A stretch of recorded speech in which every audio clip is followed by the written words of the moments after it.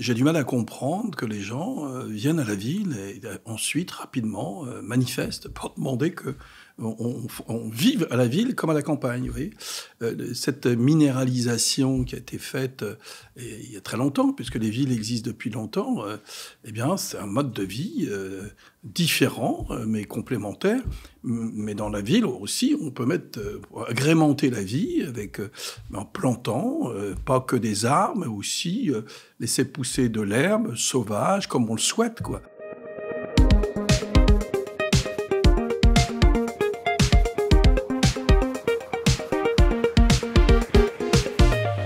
Bonjour à toutes et à tous, heureux de vous retrouver dans Chartrissimo, la bimensuelle de Radio Grand Ciel qui suce la roue, Paris Tour est passé par là, qui suce la roue de l'actualité municipale et communautaire pour essayer de vous informer en temps réel des politiques territoriales conduites par les élus de l'agglomération. Aujourd'hui, je reçois Jean-Pierre Gorge et nous allons parler de la désartificialisation de la ville. Les villes regorgent de sols imperméabilisés, confinés sous le béton, l'asphalte, les dalles. Certains de ces espaces sont techniquement en mesure de faire l'objet de ce qu'on appelle une renaturation, mais pas tous, loin s'en faut. Et parfois, les collectivités locales se voient contraintes d'abattre des arbres. Jean-Pierre Gorge, vous le répétez souvent, on ne peut pas replanter la campagne à la ville, même si on aime la nature. Bien sûr, j'adore la nature, je suis un garçon de la campagne, moi. Je suis arrivé tardivement dans la ville, un peu plus de 20 ans, donc je suis vraiment un gamin de la campagne. Je me retrouve dans une ville, donc c'est une vie différente. Et j'ai du mal à comprendre que les gens viennent à la ville et ensuite, rapidement, manifestent pour demander que on vive à la ville comme à la campagne. Vous voyez cette minéralisation qui a été faite il y a très longtemps, puisque les villes existent depuis longtemps, eh bien, c'est un mode de vie différent, mais complémentaire. Mais dans la ville aussi, on peut agrémenter la vie en plantant, pas que des arbres, mais aussi laisser pousser de l'herbe sauvage, comme on le souhaite, quoi. Et voilà, mais de vouloir exactement la même chose qu'il y a à la campagne, à la ville. Alors, le comble, c'est Chartres, parce que Chartres, je me rappelle une des premières lettres que j'avais faites quand j'étais jeune en campagne. Je disais, Chartres, c'est le Mont-Saint-Michel de la Beauce, vous voyez, cette plaine de verdure, et puisque la cathédrale, qui est sur un promontoire, j'en parlais encore hier soir, il y a une directive paysagère, on la voit à plus de 30 km, et elle est dans un océan de verdure. J'ai dit ça une fois à mes opposants. Et ils veulent ramener encore la verdure dans Chartres. Donc c'est idéologique, c'est politique, c'est vraiment pour essayer d'avoir des angles d'attaque contre une municipalité qui fait correctement son travail depuis de nombreuses années. D'ailleurs, en 2001, à peine élu, j'installe ce plan vert. Il y a une rivière, je dis, bon là, il faut développer, que ça soit agréable, mais je ne change pas la nature, je ne vais pas ramener des choses de manière artificielle. Là, c'est de l'artificialisation des sols, c'est-à-dire qu'on construit de manière artificielle. Planter des arbres, non. La cité, c'est majoritairement minéral. Ensuite, on l'agrémente. Alors, je me suis renseigné pour préparer cette interview, et si j'en crois les spécialistes, de toute façon, l'espérance de vie d'un arbre en ville est de 80 ans en moyenne, après quoi sa charpente se fragilise, il fait des branches mortes et ça devient dangereux. Bien sûr. Alors vous êtes renseigné, c'est intéressant parce que vous voyez la présidente de l'association qui milite énormément contre la ville de Chartres, Madame Vinet, je vais la citer, elle voit des arbres multicentenaires dans cette ville. Ça n'existe pas, il n'y en a pas. Elle invente des choses. D'ailleurs, il suffit de prendre des cartes postales ou des photos il y a quelque temps qui racontent n'importe quoi pour essayer de culpabiliser les gens. Vous allez faire tomber un arbre qui a 200 ans. Mais non, il y a 200 ans, c'était pas comme ça.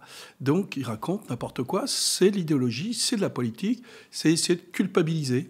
Mais les arbres dans une ville, ils souffrent énormément. Vous voyez, un marronnier, d'abord, sa vie naturelle, c'est à peu près 150 ans, mais dans la ville, en fonction d'où il est situé, ça peut varier entre 30 ans et 50 ans, et peut-être un peu plus. Donc, on va défendre ce type d'arbre. C'est pour avoir des causes politiques. Quand on n'a rien d'autre, eh bien, on essaye de trouver des sujets qui vont permettre de culpabiliser, parce que couper un arbre, vous vous rendez compte, c'est grave.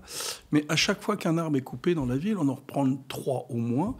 Mais ce n'est pas tout à fait ça, même la logique.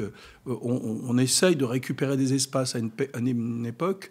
Eh bien, le béton s'étalait beaucoup. Le bitume C'est merveilleux le bitume, aussitôt que c'est arrivé. Regardez la zone Carrefour, c'est 20 hectares de bitume. Ça choque personne, ça. 20 hectares de bitume. Donc voilà, vous avez l'ancienne base aérienne. Je regardais encore récemment, il y a 15 hectares là, de bitume, de béton. Tout ça, c'est de l'artificialisation. Alors, la gare, c'est 32 hectares qui étaient complètement imperméabilisés. Donc, on revient sur toutes ces choses-là. Et à chaque fois qu'il y a un projet dans la ville, en fait, on commence par désinstaller une zone qui était complètement artificialisée, ou presque, et puis on essaye de construire différemment. Alors, la grosse astuce, d'ailleurs, c'est pour ça que ces quartiers de Beaulieu, la Madeleine, c'est facile à transformer et ça désartificialise facilement. C'est-à-dire que c'est des bâtiments qui avaient été mis comme ça, assez haut, et puis des parkings à l'extérieur. On mettait les parkings. Et les parkings, c'est des espaces qui sont complètement artificialisés. Alors maintenant, on casse ces bâtiments, on les reconstruit plus bas, un peu plus confortables, mais on met le stationnement en dessous. Donc moi, je prétends que tout ce qui est fait, au moins depuis 2001, a eu pour effet de désartificialiser les sols. Même à la gare, où on fait une zone technique importante, puisqu'on y fait un parking de 1100 places, on y met le Colisée, on refait tout le devant de la gare, on arrive à avoir 1300 mètres carrés plantés. Donc voilà, et ça, il faut le reconnaître. Vous prenez le projet de la Courtille, l'espace où il y avait la Chambre des métiers, il y avait 15% de la surface qui était enherbée. Arbre ou pelouse. Et là, le projet qui est proposé, on va arriver à 45% enherbé. Alors, on dit maintenant, c'est les hauteurs. Oui, mais il n'y a que 50 cm là, il y a 1 mètre là. Alors d'abord, l'histoire du 40 cm n'existe pas. Monsieur Maupu, qui a l'air de tout connaître, il dit des bêtises, ça n'existe pas. Il devrait regarder d'ailleurs tous les permis de construire. Il n'y a pas de 40 cm. Mais au-dessus d'un espace qui va servir de parking, il y a 50 cm. Alors on peut mettre plus. Mais où il y a des arbres, il y a 1 mètre ou 1,50 mètre. À chaque fois qu'il y a des arbres un peu plus de grandes tiges, il y a 1,50 mètre. Donc, et l'espace redonné de liberté, il est beaucoup plus grand. Il est 3 fois plus grand, parce qu'on passe de 15 à 45%. Et puis, alors, pour la partie carbone, ils font des erreurs énormes. Vous savez qu'un arbre vieux absorbe moins de carbone. Il vaut mieux avoir des jeunes pousses. Et regardez, je pense qu'une pelouse au mètre carré, elle a un fonctionnement qui est du niveau d'un arbre, même plus performant. Donc, vous voyez, c'est même des notions qui sont fausses. Et puis, de toute façon, vous savez, ce concept de l'arbre qui va nous sauver, c'est d'une stupidité totale. Le bilan carbone d'un arbre est neutre. Si l'arbre, à un moment donné, est coupé, il va vous restituer d'un coup tout le carbone qu'il a emmagasiné. Donc, sur le long terme, c'est complètement idiot. Néanmoins, la ville a ajouté, puisqu'il est bon de citer des chiffres parfois, 3000 arbres ou 8000 qui s'élevaient déjà dans notre vieille cité depuis 2001. Vous privilégiez plutôt d'ailleurs les arbres en pot parce qu'on ne parle pas assez souvent du problème que posent les racines des arbres pour les habitations notamment. Bien sûr. Alors l'idée d'abord, oui, on disait, parce que je suis arrivé dans des services où la ville, les gens suivaient bien les arbres. Vraiment, ils sont tous enregistrés, ils ont chacun leur fiche d'identité. Je suis sûr qu'il y a l'exhaustivité des arbres de la ville qui ont leur fiche d'identité, alors qu'en France, tout le monde n'a pas de carte d'identité. Mais vraiment, c'était très bien fait. Et donc, il y en avait 8000 en 2001, et vous vous rendez compte, 2000 ans, 8000 arbres, et en 20 ans, on a rajouté 3000 arbres. Là, on en rajoute 1000. Donc, mais ça, c'est des plantations d'agréments. Ça peut faire des points de fraîcheur, je suis d'accord. Vous verrez, je reviendrai à des arbres sur un endroit précis. Ça peut faire des points de fraîcheur, tout ça.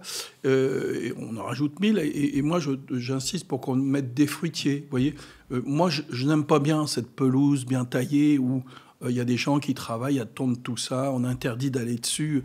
Je préfère que ça soit un peu fouillis. Vous préférez le jardin anglais au jardin français? Oui. Moi, je préfère que ça soit fouillis. Pourquoi?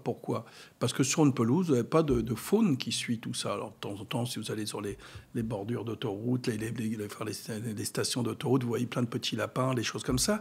Mais c'est très particulier. Mais si vous avez des choses en fouillis, vous avez une faune qui suit. Ça, c'est intéressant. Vous savez, moi, j'ai été surpris devant l'hôtel Montesco. Bon, on commençait à me faire un jardin à la française. Puis rapidement, moi, j'ai demandé qu'il y ait un peu de fouillis là-dedans. Et je vois des écureuils. Rapidement. Donc, ce qui est intéressant, c'est peut-être faire revenir des animaux dans la ville. Les oiseaux, j'aime bien les oiseaux. On voit des pies, des geais, des choses comme ça. Les geais, c'est assez rare. Et si vous plantez différemment, vous allez avoir une faune qui va suivre. Cette partie-là qui est intéressante. Bon, voilà. Alors, bien sûr, après, vous avez les lapins, vous allez avoir des renards, mais il faut des lynx pour attaquer le renard. Et puis, alors, pour attaquer... Ben oui, après le lynx, il va falloir les loups. Et quand puis, le loup ben voilà, le loup. D'ailleurs, vous savez, l'hiver dernier, quand il y a eu un peu de neige, j'ai vu des ours blancs sur l'ancienne base aérienne. Il nous reste 3 petites minutes. J'aurais aimé, ça va être court évidemment, mais qu'on parle peut-être, et on fera peut-être une émission spéciale là-dessus, sur le projet d'aménagement du plateau nord-est qui a été soutenu par le programme national de revitalisation des entrées de ville, parce que là, c'est un projet énorme sur 240 hectares.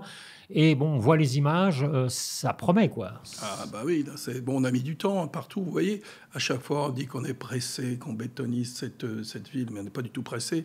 Le projet, il est lancé en 2005. On a un résultat en 2007. On fait 2 ans d'études avec des spécialistes et on a remanié tout ça parce que je vous garantis qu'entre le projet de départ et la fin, c'est comme devant la cathédrale. Vous savez, le projet final est complètement différent parce qu'on s'adapte, on écoute, on change. On est vraiment très souple là-dessus. Moi, je n'ai pas d'a priori de construction et on s'aperçoit que maintenant, on va beaucoup plus loin. D'ailleurs, en matière d'artificialisation, une des remarques qui avait été faite en dehors du recours d'une des sociétés de commerce qui avait fait quelque chose qui, à mon avis, était faux, une fausse intervention, mais bon, ça a un peu marché.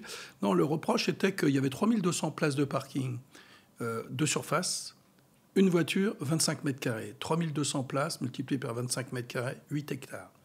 J'ai imposé que le stationnement sera sous les commerces. Alors, c'est un peu... en France, ça n'existe pas beaucoup. C'est-à-dire que je ne veux plus de voitures de surface. À chaque fois que c'est possible, on le met en dessous du bâtiment. Et donc, on diminue, comme ça, on enlève 8 hectares qui vont se transformer en un parc dedans. Ça va nous permettre même de rajouter des logements sur la partie entrée de ville ou en dehors du plan d'exposition au bruit. Donc, transformation totale. Vraiment un pôle important, puisque c'est à peu près 15% de la surface de la ville qui va se transformer.